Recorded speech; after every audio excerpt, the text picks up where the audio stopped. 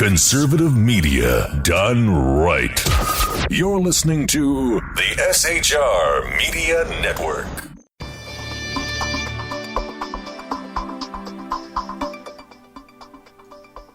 I'm Jason Miller. Tonight on the Evan Miller Report, hundreds of Syrian rebels are approaching the start of U.S. training to battle the niche.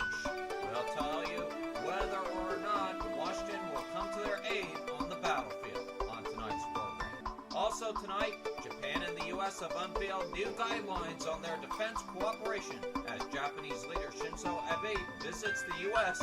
for talks. Iran slams nuclear powers, including the likes of Israel, at a UN atomic treaty meeting with the likes of John freaking Kerry, as we might add. And the Yemen crisis spills into the new Iran-U.S. nuclear talks deal. We have all those stories and more, plus the breaking news out of Baltimore tonight. We have the very latest on that breaking news. Plus, Corey Evans. Thank you, Jay. A weekend earthquake in Nepal has killed more than 4,000 people. Almost 3 years later, opening statements are finally made in the James Holmes shooting case.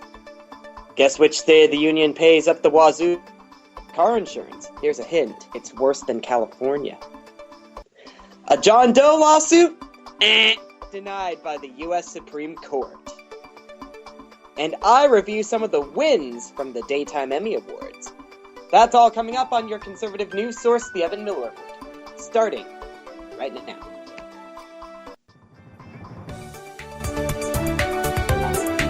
Live from Southern California, this is the Evan Miller Report. Jason Miller with news and politics, Corey Evan with business and entertainment. This is the Evan Miller Report on SHR Media and Public Press Radio. Here now, Jason Miller.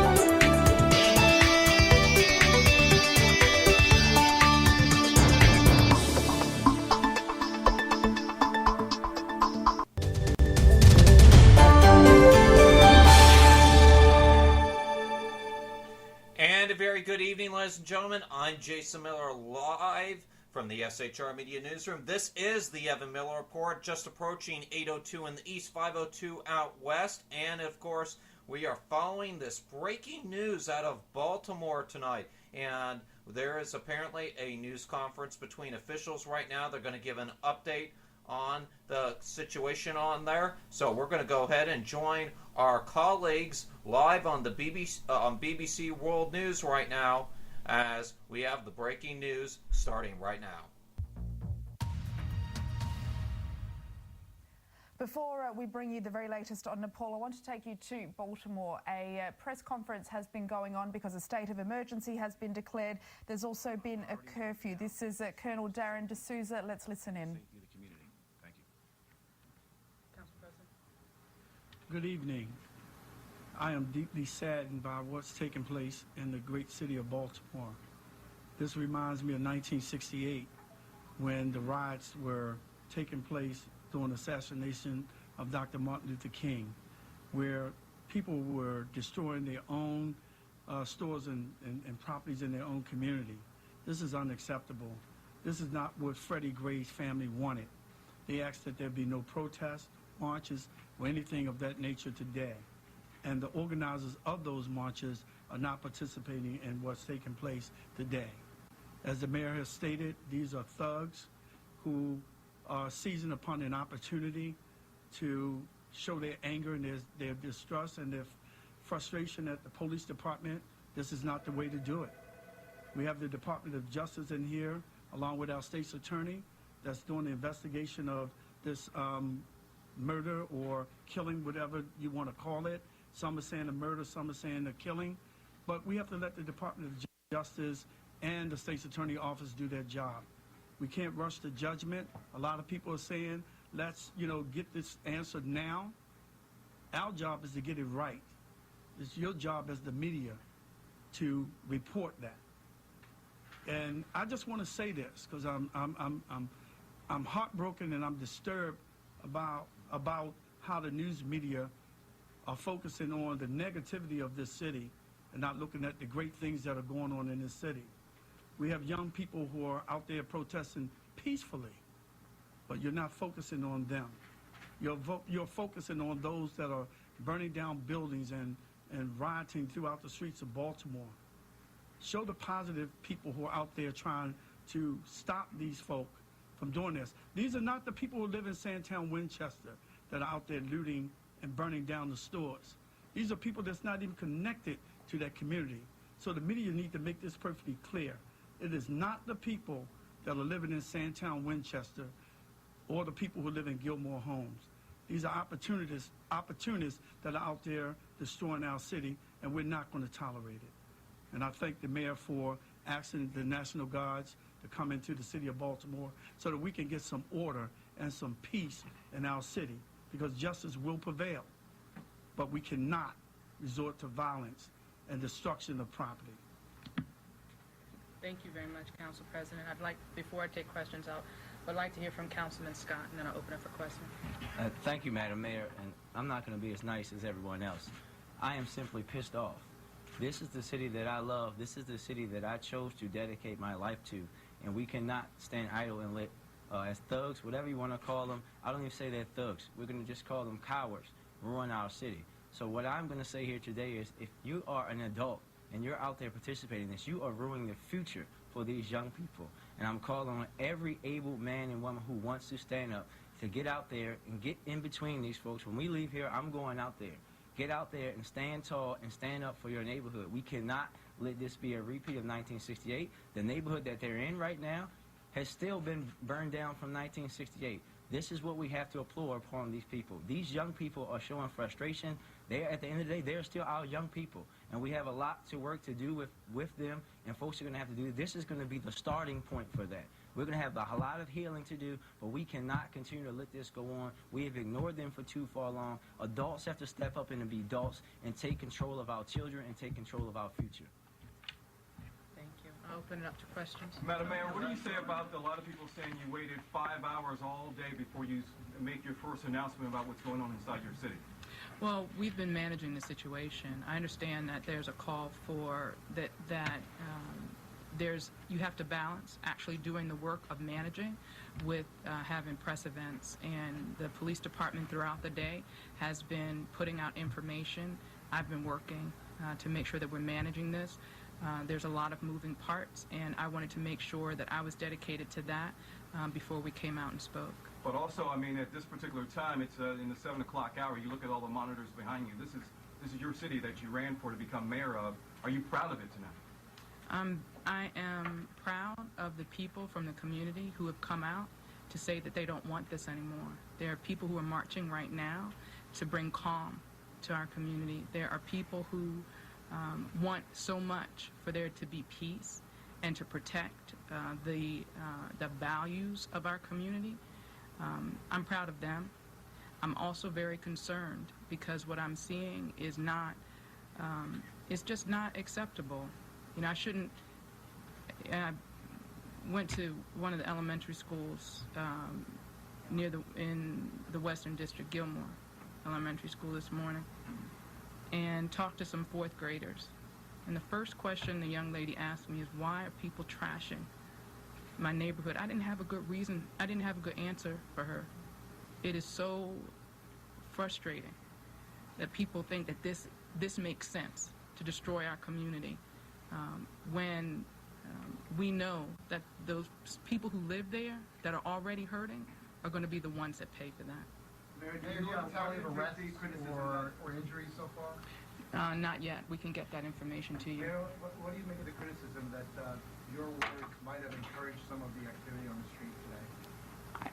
I'll say the very blatant mischaracterization of my words was not helpful today. I was asked a question about the property damage that was done. And in answering that question, I made it very clear that we balance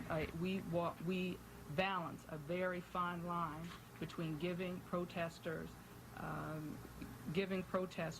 peaceful protesters, space to protest. What I said is, in doing so, people can hijack that and use that space for bad. I did not say that we were accepting of it. I did not say that we were passive to it. I was just explaining how property damage can happen during a peaceful protest. It is very unfortunate that members of your industry decided to mischaracterize my words and try to use it as a way to say that we're inciting violence. There's no such thing. There was no order to the police to hold back to let some of this happen or anything like that? Absolutely not.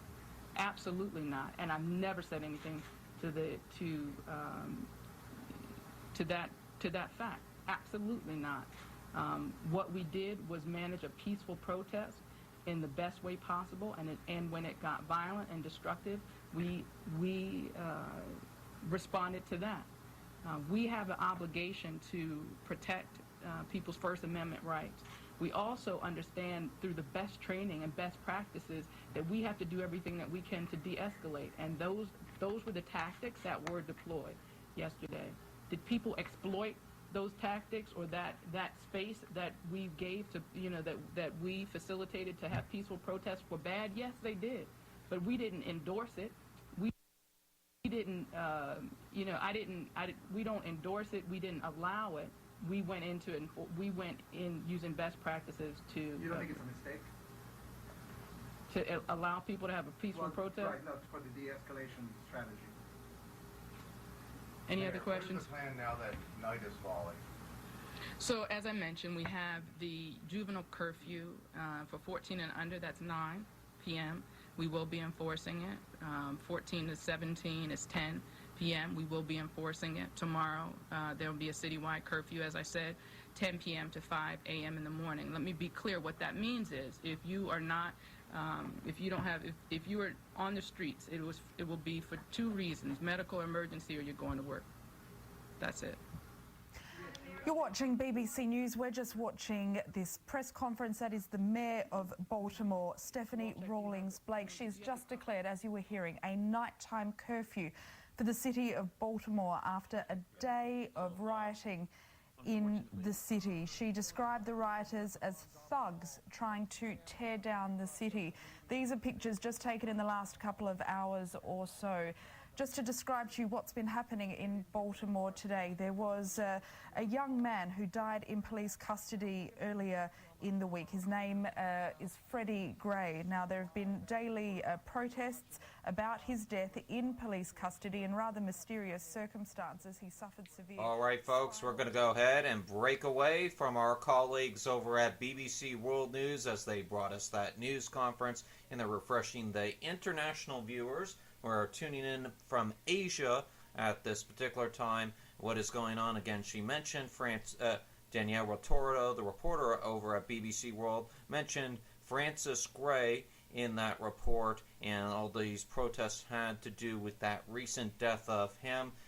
And ladies and gentlemen, we usually don't cover this, but the reason I am covering this is because they have called in the National Guard. It is a state of emergency. This is a story we need to report on. Here's a few key things I took out of this news conference here. There is going to be a curfew, and this is for everybody, from 10 p.m. to 5 a.m. And then, of course, current curfews for teens are still in effect, being 9 p.m. for those under the age of 14. Those over the age of 14 being at 10 p.m. As was stated, there has been a state of emergency called. The National Guard has been called in. Also will state that the governor of Maryland has consulted with President Obama, and President Obama says he has promised any financial aid or financial assistance that is required. And of course, you heard the mayor defending herself, especially after comments that she made over the weekend stating, quote, that she worked with police and instructed them to do everything that they could to make sure protesters were able to exercise their right to free speech. She said it was a very delicate balancing act because while we try to make sure that they are protected from the cars and other things that are going on, but the key word that the media caught on to, at least in Baltimore media that is we also gave those who wish to destroy space to do that as well. And that's a quote from Baltimore Mayor Stephanie Rawlings Blake. And she's been held to account somewhat for that.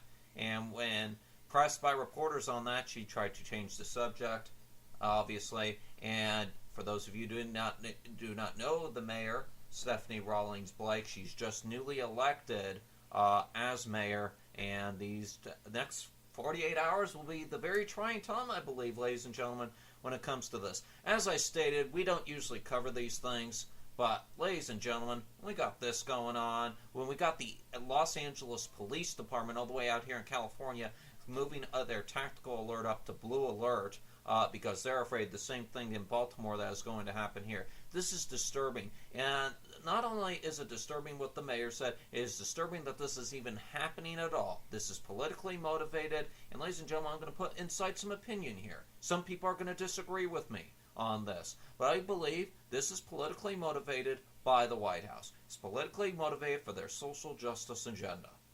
And, you know, I can't sit by and just ignore this and allow this to happen. Yeah, we're reporting it the same as the U.S. mainstream media is reporting it, but it does have to be covered. And, ladies and gentlemen, I'm just sick and tired of, because of what happened. Do we have all the facts on what the police did to this Francis Gray? No, probably not. Is the investigation concluded? No, it has not. I don't pretend to know everything that there is to the situation, but that does not mean that people have to go out and tear up a city, put buildings on fire, raid liquor stores, raid people's personal property, and do damage to it. We saw. I remember, at least my parents telling me stories of what happened during the LA riots after Rodney King. We saw how many millions, if not billions of dollars of damage that did to the city of Los Angeles. Now, the city of Los Angeles in itself is entire history is marred by that one day. No, some people who go to Los Angeles can't go into Los Angeles without hearing or talking about that in any way. All right, folks, I didn't mean to go on a tangent tonight, ladies and gentlemen. My apologies to that. So we will keep you up to date on the latest that is coming out of Baltimore tonight. Again, our breaking news, a state of emergency has been called in Baltimore, and the National Guard has been called in. Again, there is a curfew starting tonight from 10 p.m. to 5 a.m. until further notice. They did not state when that curfew is going to be suspended, but of course that situation is a developing story. If we get any more information during our broadcast, we of course will give it to you, and then of course during the Exceptional Conservative Show, Kim McClinton will keep you updated on the day's events over there from our Washington D.C. as well. All right, ladies and gentlemen, we've got some other news to cover here tonight on the program, and we're going to go ahead and start off with Japan and the U.S. Unveiling new guidelines on their defense cooperation as Japanese leader Shinzo Abe has visited the U.S. for talks. The guidelines allow Japan to take on a more assertive military role and clarify U.S. support for Japan. Secretary of State John Kerry said the U.S. commitment to Japan's defense was ironclad, including the disputed islands. Japan's pacifist constitution currently allows only for self-defense, but Mr. Abe has called for a reinterpretation. Any change is likely to seriously alarm Japan's East Asian neighbors. Mr. Abe was set to visit the site of the 2013 Boston Marathon bombings on Monday before traveling to Washington, D.C. ahead of talks on Tuesday with President Obama. All right, moving on tonight. Iran today demanded that countries possessing nuclear weapons scrap any plans to modernize or extend the life of their atomic arsenals, while branding Israel a threat to the region due to its presumed nuclear stockpile. Speaking on behalf of the 120 nations non-allied movement, Iranian Foreign Minister Mohammad Javad Zarif told signatories to the 1970 Nuclear Non-Proliferation Treaty, also known as the NPT, and that there should be no limits on the transfer of nuclear technology and know-how as to NPT signatories. We call upon the nuclear weapon states to immediately cease their plans to further invest, modernizing and extending the lifespan of the nuclear weapons and related facilities, Zarif said as the start of a month-long review conference taking stock at the NPT at the world's benchmark disarmament treaty. You know what? I'm going to take a shot here. Zarif, you dismantle your nuclear weapons, then we'll do ours, then we'll talk. That's all I got to say about this story. Other news we're following today, U.S. Secretary of State and BS artist John Kerry met his Iranian counterpart Monday, hoping to push forward through tough nuclear negotiations as they reach the final phase before June the 30th, but also aiming to ease the unrest in the country of Yemen as well.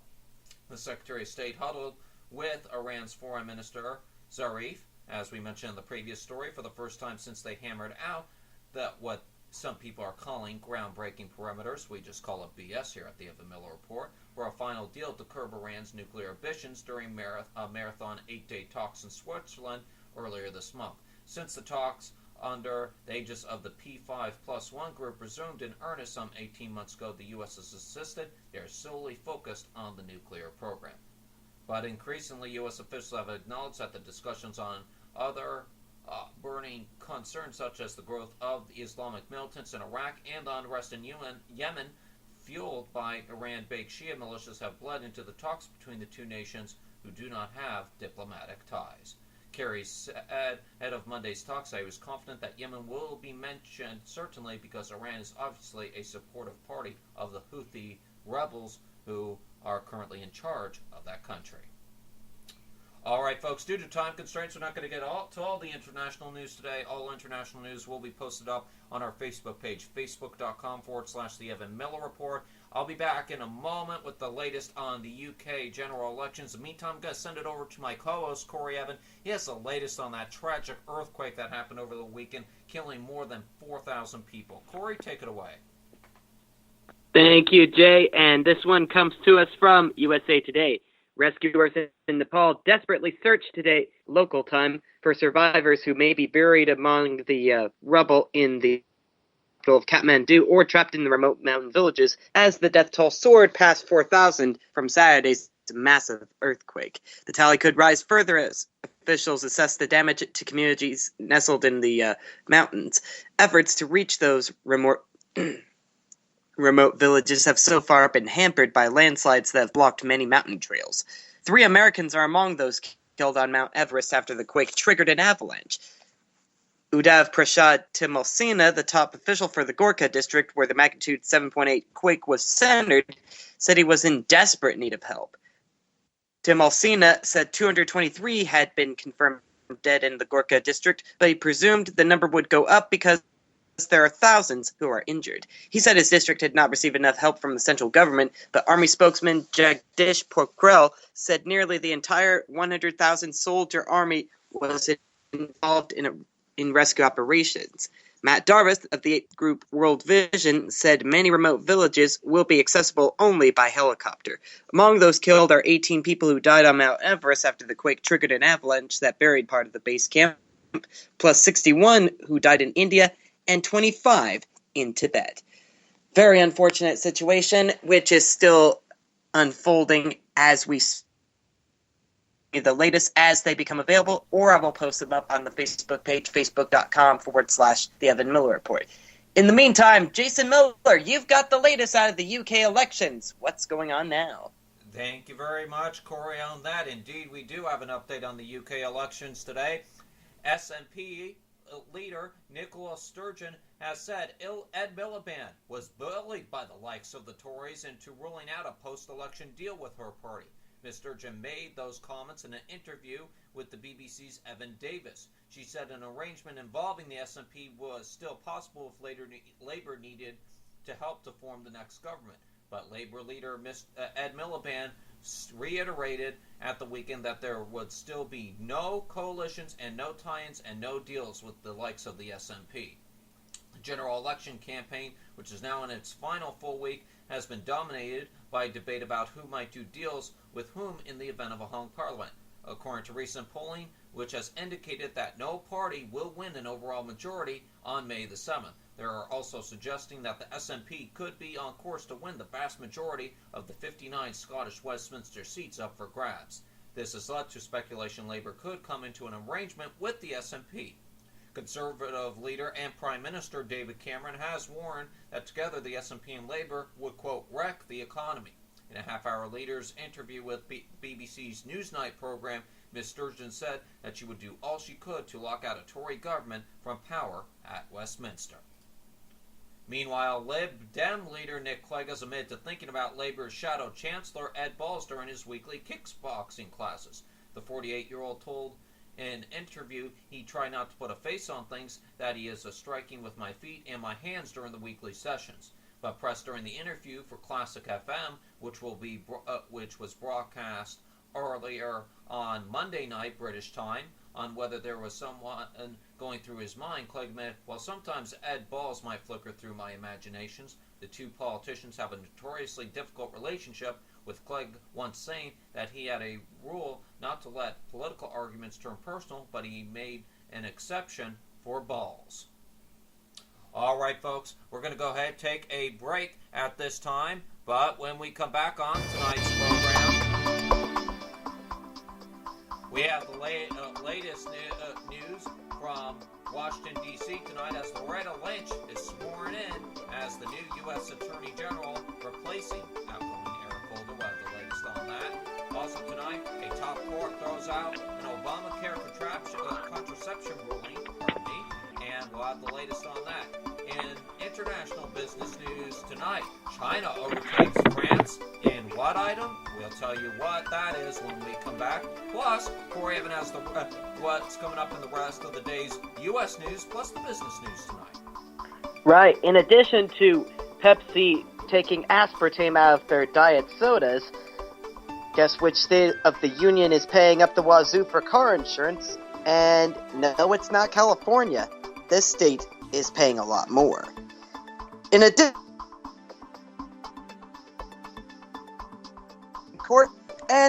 to reviewing some of the Daytime Emmy Awards, Justin Bieber has crashed.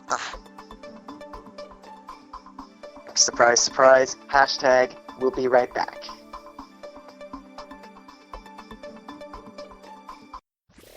Conservative media done right.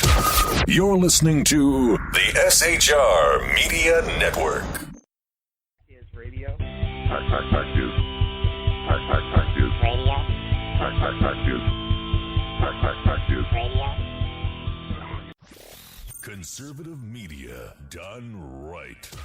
You're listening to the SHR Media Network. How you doing? John Grant here. When I'm not slaving over a hot microphone on the 405radio.com Saturdays at 10 a.m. Eastern, I check out Sean and Clint here at Sackheads Radio.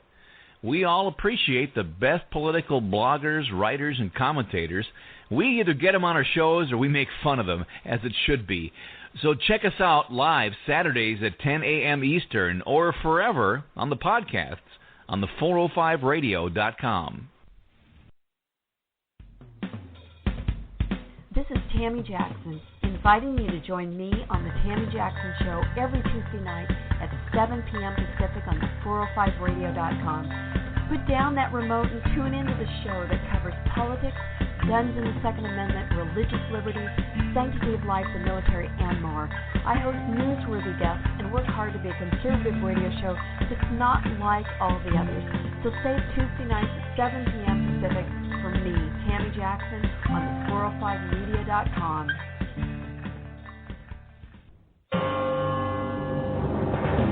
Hello, I'm Paul, a student at Hillsdale College.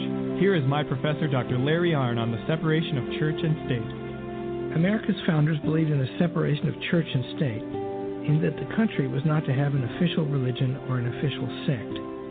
But that did not mean that government was to be hostile to religion, or even indifferent to religion, as many today argue. In fact, America's founding document, the Declaration of Independence, includes both a reference to God as the author of the laws of nature and a confident assertion that human beings are endowed by their Creator with certain inalienable rights. Far from being hostile or indifferent to religion, America's founders understood the theology of the Declaration to be an essential part of the education of citizens. This Constitution Minute was brought to you by Hillsdale College. To join the national conversation on the Constitution, go to constitutionminute.org.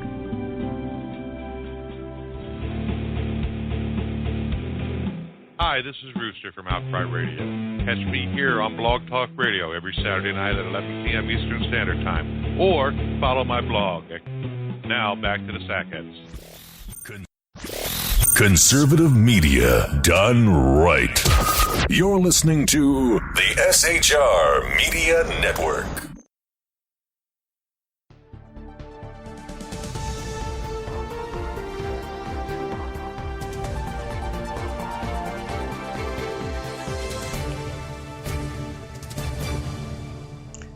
Welcome back to the Evan Miller Report. I'm Corey Evan with this national news brief. James Holmes, the gunman who killed 12 people and injured 70 at a cinema in one of America's worst mass shootings, will finally stand trial in Colorado today after a jury selection committed the killings but has pled not guilty by reason of insanity, could face the death penalty if convicted. At first, it seemed like a perfect day for sailing on Mobile Bay, Alabama. Skies were partly cloudy and rain was in the forecast, but there was plenty of wind to propel a boat across the murky, choppy waters. Then, in an instant, what seemed like an instant, a yearly regatta turned into a race for life. Gray skies quickly turned black and lightning popped all around. Skipper Susan Kangle said the wind spiked from around 20 to 73 miles an hour, 1 mile short of a hurricane, and the 34-long craft she was piloting heeled over its. And 2 Ohio graduate students have invented a device that will allow law enforcement officers to determine whether motorists have used marijuana. The Plain Dealer reports that 2 biomedical engineering graduate students at the University of Akron hope to market their roadside testing device to states where marijuana use has been legalized. The 2 women recently received a $10,000 Inventors Award. They previously Third Frontier funding to develop their device, which they are calling the Canada Buster, Jay. How about that? Sounds purely scientific, young Dawson. Elementary, my dear Miller. What else you got? Yes, and this one, in addition to global socialism, over the weekend, I received this from Fox News. Apparently, the family of Dzhokhar Tsarnaev was flown over here from Russia on our dime, and it amounted to over $100,000, Jay. What? Yeah, I know. And I'm going to go ahead and send you the article from Fox News, and I'll have you post that up on the Facebook page, because I'm sure a lot of folks will want to hear about that. I mean, that's disgusting. Bringing his family over here on our dime, they got to be nuts.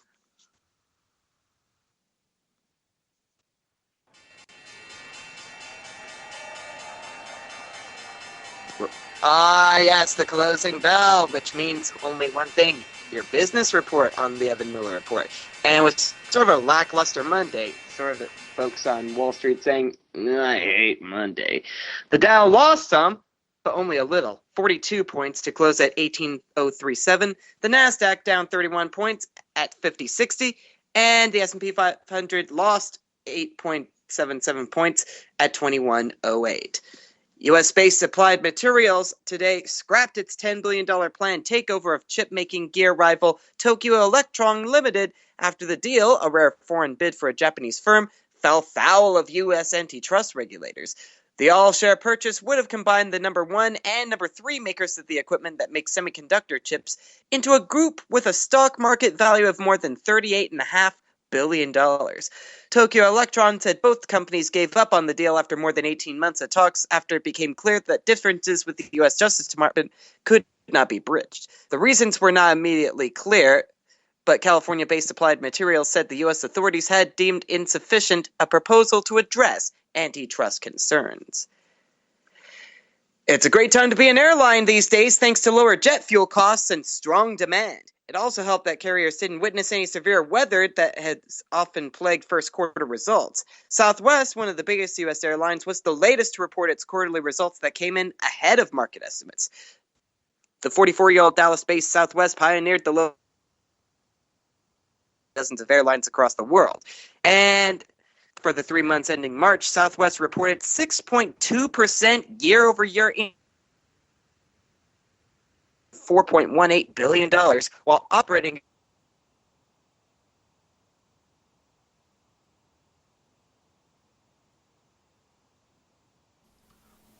All right, folks, I do apologize. Looks like we lost Corey Evan there in the transit there of our communication there. Let's see if we try to get him back.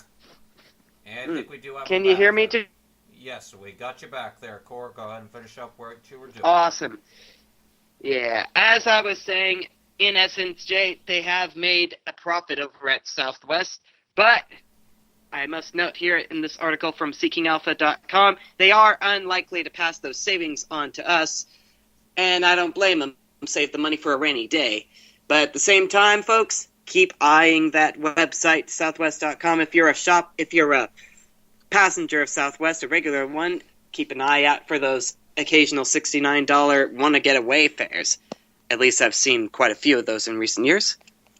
Certainly right. Nothing like getting a good airline deal. Corey Evans? Yes, I'm going to need... I've actually got two more for you, but it is worth noting the Southwest one because I am getting married in June, and even discount airline fares will help towards the honeymoon. But at any rate, I've also got one from the BBC. A controversial artificial sweetener is being removed from Diet Pepsi in the U.S. amid consumer concerns about its safety. Aspartame-free cans of the drink will go on sale from August in the U.S., but not in Britain, according to this report. Regulators in the UK and the U.S. insist aspartame is still safe to use in soft drinks. Pepsi said its decision is a commercial one, responding to consumer preferences. Last year's sales in the U.S. fell by more than 5%. And Michigan is number one, but not for something that you would want it to be. Instead, according to a report from InsuranceQuotes.com, Michigan has the nation's most expensive car insurance at more than double the national average. Why am I and not that's surprised?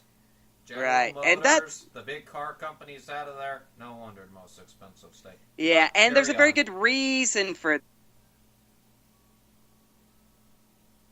it's unlimited lifetime personal injury protection. That makes insurance in the Wolverine state 136% higher than the national average. Yeah, that's another reason why I'm not going to move to the mitten-looking state. I mean, it would be good to get a job in the auto industry if you're one who likes to work on cars, but at the same time, you're going to pay up the wazoo for it. And on that wazoo note, that's Corey Evan with his business headlines. Got one business headline myself. China has become the second largest wine growing area in the world after Spain, pushing France into third place. According to the International Organization of Vine and Wine, that rhymes, I like it so, said China now had 790,000 hectares, that's equivalent of 1.97 million acres of land devoted to wine growing. That compared with 102 million hectares for the biggest wine growing area of Spain. But France remained the biggest producer of wine, producing 46.7 million hectares, or MHL. France also made the most selling wine abroad, ranking it more than 7.7 British pounds.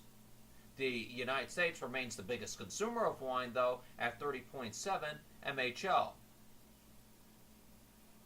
At 13% of all global wine produced last year, followed by France and Italy. Global wine consumption overall fell in 2014 by 2.4 MHL to 240 MHL. China has rapidly emerged as a major player in vintage, accounting for 11% of the territory given over to vineyards last year, up from 4% in 2000. The biggest importers of wine were Germany, the UK, and the US, respectively, with total global trade valued, and this is in British numbers, so I do apologize. Maybe Corey Evan can translate what 26 billion British pounds is for me.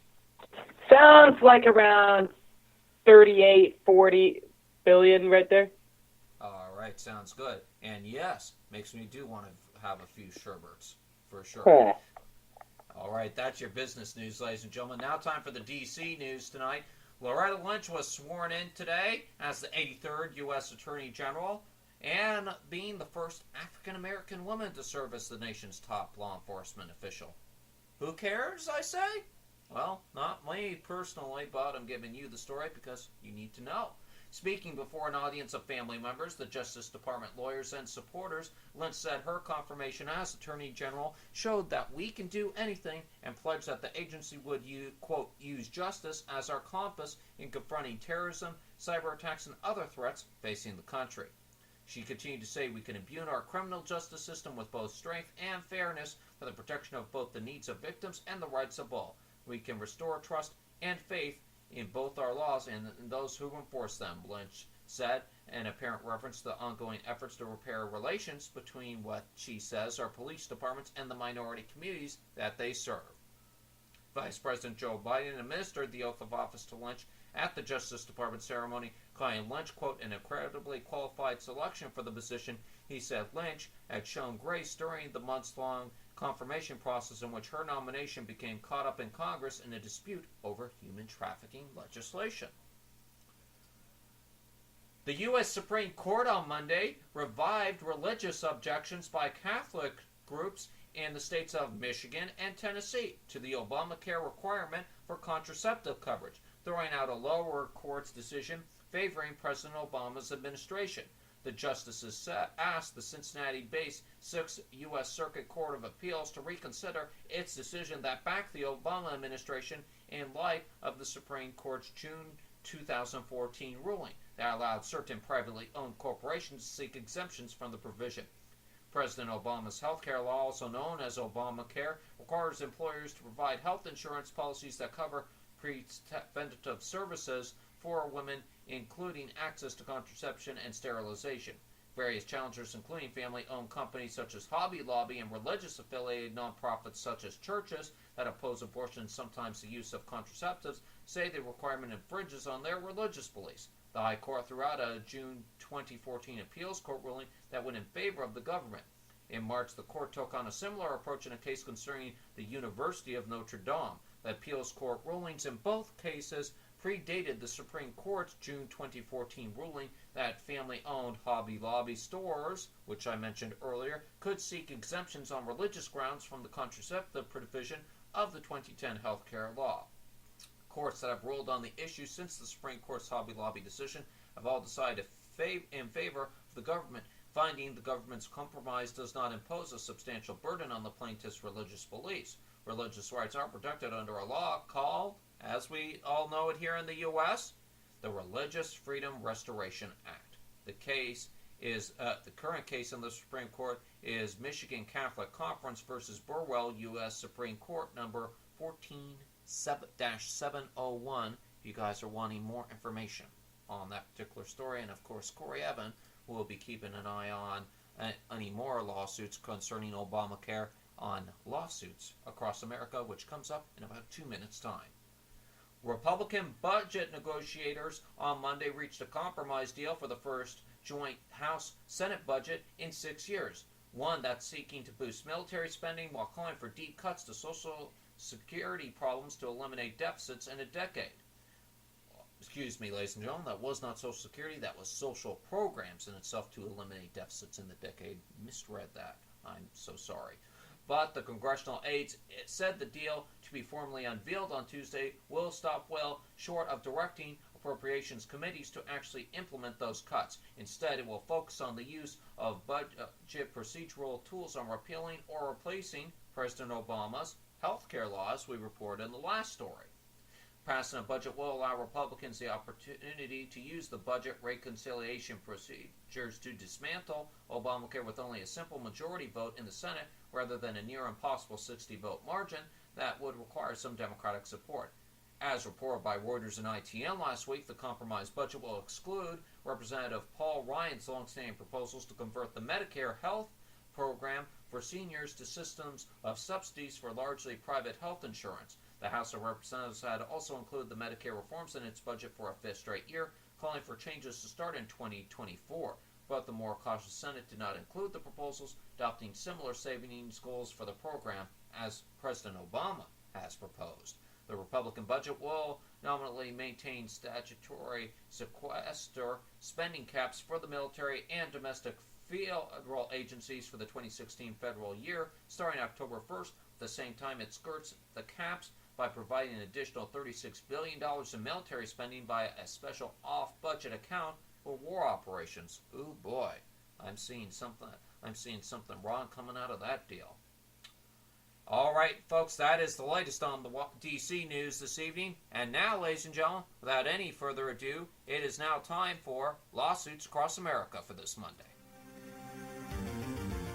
And now it's time for Lawsuits Across America. The cases are real. All rise for the Honorable Corey Evans. Thank you very much, ladies and gentlemen. Please be seated and come to order. Lawsuits Across America for this Monday are now in session. An anti-Obamacare lawsuit would invalidate the Reagan tax law if it succeeds. This from thinkprogress.org. The lawsuit attacking the Affordable Care Act, relying on such a sweeping legal theory that it would invalidate countless laws. A prong of President Ronald Reagan's tax policy. The latest chapter in the never-ending saga of lawsuits seeking to repeal Obamacare ended in Friday and in one of the most conservative courts in the country to boot. A unanimous panel effort to strike down the entirety of Obamacare. Holtz versus Burwell rests on an obscure provision of the Constitution which provides that all bills for raising revenue shall originate in the House of Representatives, but the Senate may propose or concur with amendments as on other bills. The bill that became Obamacare began as a House bill, so even if it counts as a bill for raising revenue, itself a doubtful proposition. The requirement that the law had to originate in the House is met, they say. Nevertheless, the plaintiffs in Holtz claimed that the law is void because of the particular way that it became law. As the Fifth Circuit explains, the ACA began in the House as an irrelevant bill known as the Service Members' Home Ownership Tax Act. After that bill passed the House, the Senate struck the language of the Shmota in its entirety and substituted the language of the ACA.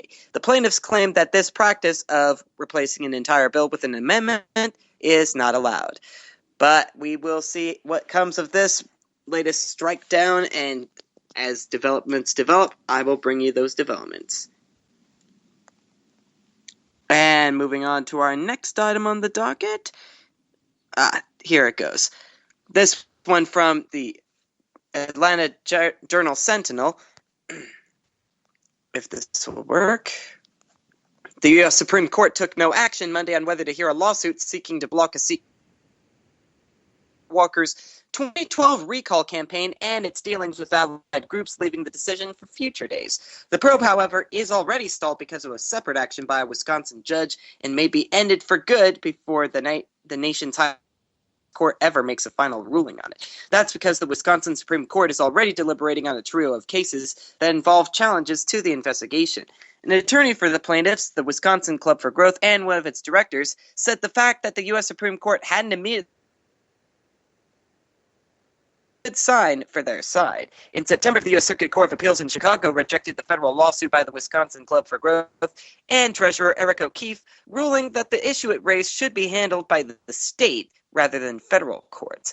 In its decision, a 3-judge panel of the 7th Circuit Court of Appeals overturning a ruling made earlier last year by U.S. District Judge Rudolph Randa in Milwaukee that blocked the so-called John Doe probe, criticizing his ruling as an intrusion into Wisconsin's legal system.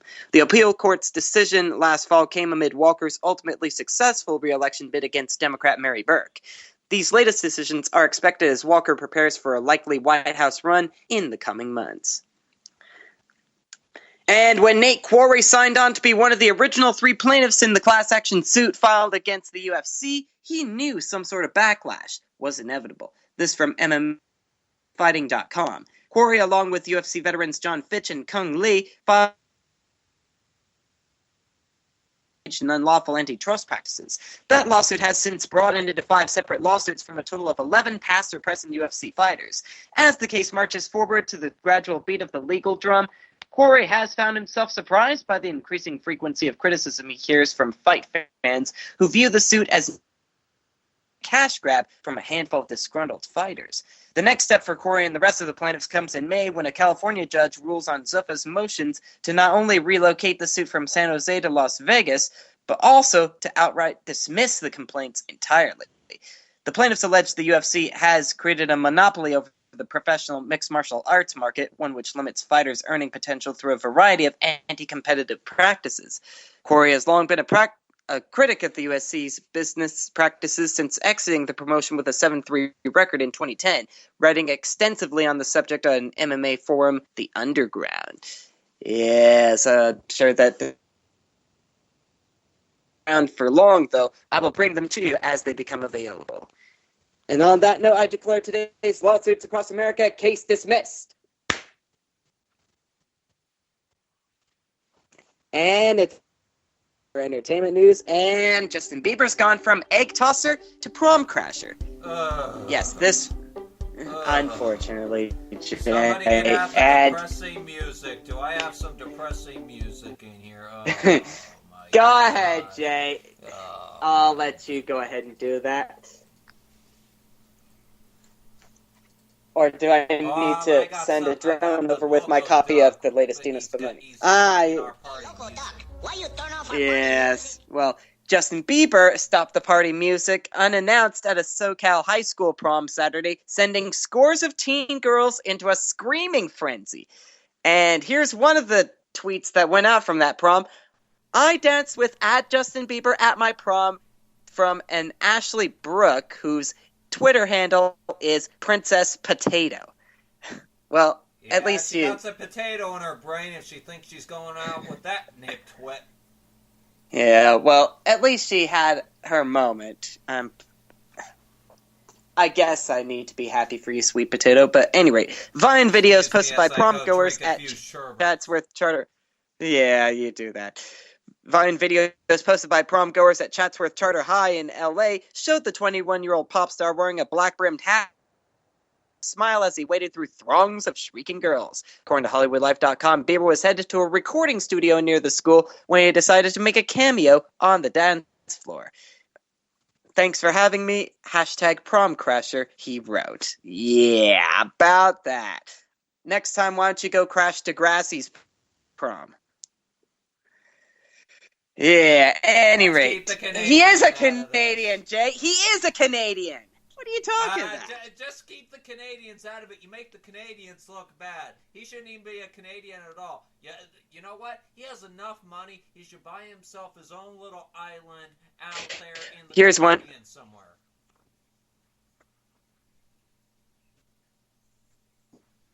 Yeah, and avoid the Isle of Man, or I will you with vermin German insults. Yeah.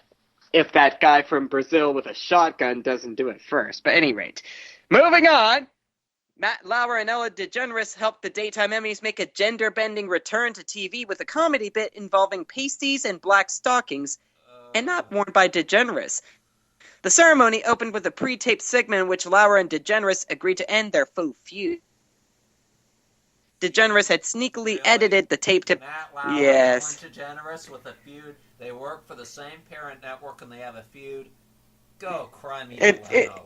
It is a bit like Jeremy Clarkson and Piers Morgan. DeGeneres had sneakily edited the tape to put Lauer's head atop a man's chiseled body, clad only in tasseled pasties, briefs, and lace-top stockings, apparently. I didn't see that, but don't show me the video. It was reminiscent of a previous DeGeneres prank on her show when she doctored a Lauer 50 Shades of Grey cast interview to show him in a similar outfit, whip and all, apparently. The Today host, or his shimmying facsimile, agreed to donate $1,000 to an unspecified charity each time he was thanked by winners during the ceremony. And among the winners Sunday, this is really where I come in right here. Among the winners Sunday for Outstanding Game Show, Jeopardy! For Outstanding Host of an Informative Talk Show, Steve Harvey. Of course, Ellen DeGeneres' show won for Entertainment Talk Show. Yeah, and thankfully, Michael and Kelly from Law and Michael, I got their names backwards, won one as well. I'll go ahead and post up the whole list for you if you would like to have a look at it on Facebook.com/The Evan Miller Report. And the blockbuster sequel Furious 7, which grossed $18.2 million at the weekend box office, is among the 29 films to pull off the feat, earning $320.5 million Lively's newly released fantasy romance Age of Adeline, which earned $13.4 million from 2,991 locations. Age of Adeline? Yeah, they could actually use your help there to help them bolster their numbers. But there's a possibility that both of them will be eclipsed by Avengers Age of Ultron coming this Friday. Yeah, which I'm going to hopefully see with animation cartoons there, huh? So yes. Or as they call it, animated comics, so I don't want to offend any of our Comic-Con geeks. Yeah, because there is a pretty big fan base these days, yeah. I know, it started from one of those little nerd fighter things in a little... Now it's blown up to the biggest thing in the world. Go on, nerd fighters! Fight until you're dead, I guess you could say. Okay, that didn't make any sense to me, but then again, I'm not a nerd. Is this even on? Yeah, it is on. You're on. You're speaking. That was live. All right, well, at least we're having fun here. Yeah, we try to have a little fun on a Monday with all the news that we had out going on today. By the way, folks, speak of the news, just a reiteration of our top story tonight. Baltimore has declared a state of emergency and a curfew for its citizens from 10 p.m. to 5 a.m. Eastern Standard Time. Also, 15 police officers have been injured. One is currently in a coma. Stay with the Evan Miller Report for the latest on this developing story. And on that note, ladies and gentlemen, that is the Evan Miller Report for this Monday, April the 27th, 2015. I'm Jason Miller. And I'm Corey Evan. Follow us on Facebook.com/The Evan Miller Report and tweet us at EM Radio Report. For all of us here at SHR Media, we thank you for tuning in. Up next is the weather, and then our exceptional conservative takes over from there. Thank you very much on that, ladies and gentlemen, for joining us. Make sure you join in tomorrow, same time, same place, 8 Eastern, 5 Pacific. And now, it's time for the weather, as Corey Evan mentioned, and that's with the BBC's Met Office, is Jay Wynn, coming up on this station. After that, as Corey mentioned, the Exceptional Conservative Show. And we'll talk to you tomorrow. Good night, everybody. Quite severe weather recently in parts of the United States, Texas, and Oklahoma in particular. This massive cloud has brought some severe weather with it, and it's likely to bring more severe weather as it drifts its way a little bit further eastwards in the coming day or so. So some gusty winds associated with that, some heavy downpours, some large hail, and a low risk of tornadoes as that drifts its way through those Gulf states and on towards Florida. Further north and west, well, a Pacific weather system comes into the western side of Canada and brings some outbreaks of rain. Really could use some rain in California, but there's none in the forecast. Let's take a closer look at that rain because it will turn to snow as it heads up the mountains in the western side of Canada. And some of that rain gets down towards Vancouver and down towards Eugene. Then it tends to fizzle out. So across most of California, it is dry and quite windy too. And we've got those wildfires burning in some places well ahead of the so-called wildfire season. Looks like that rain will ease away from the Pacific Northwest towards Thursday. No rain in the forecast for Los Angeles. Further north and east, looks like a decent day for New York and for Washington on Tuesday. 18 Celsius, 64 Fahrenheit. Quite a pleasant sort of feel to things. Then you head further south into Florida, and we run into that rain. And these livid colors are indicating that there is potential for some very heavy downpours. Could well be some severe weather here. Looks like that will slowly ease towards the end of the week. And also in New York, looks like we'll see those temperatures dropping back quite noticeably.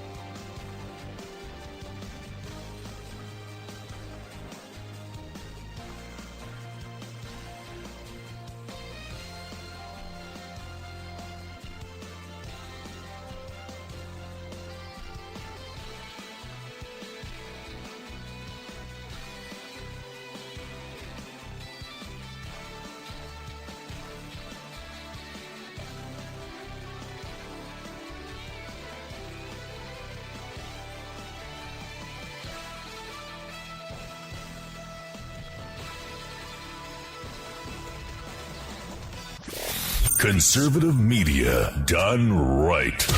You're listening to the SHR Media Network.